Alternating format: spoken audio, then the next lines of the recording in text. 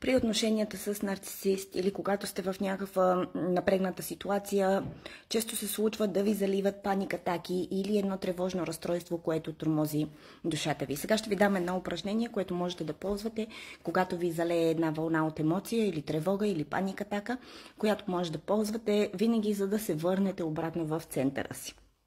Когато ви залее това чувство и усетите, че започвате да се задъхвате, вземете дълбоко въздух и започнете да отброявате на ум или на глас 5 неща, които можете да видите. Започвате да се оглеждате около вас и казвате прозорец, стена, гардероб, лампа, картина, каквото там го усещате, може на глас или на ум, но фокусът ви да е насочен към 5 неща, които можете да видите.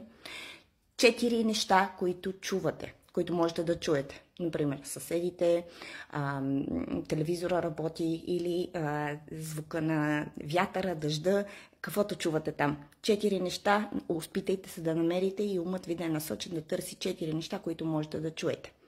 3 неща, които можете да докоснете. Масата, ръката ми, блузата ми, косата ми. Изброявате 3 неща, които можете да почувствате и да усетите на допир. 2 неща, които можете да померишете.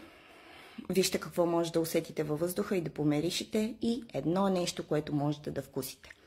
Усетете какво имате в устата си като вкус или дори може да хапнете нещо, за да усетите това. Това е упражнение за връщане тук и сега в реалността и де-факто успявате да се разсеете от тази паника, от тази тревожна разстройство. Веднага на момента реагира тялото и започва да се връща към нормалните си функции. Запомнете това упражнение и го прилагайте винаги, когато ви залее вълна от емоция или тревога или паник атака.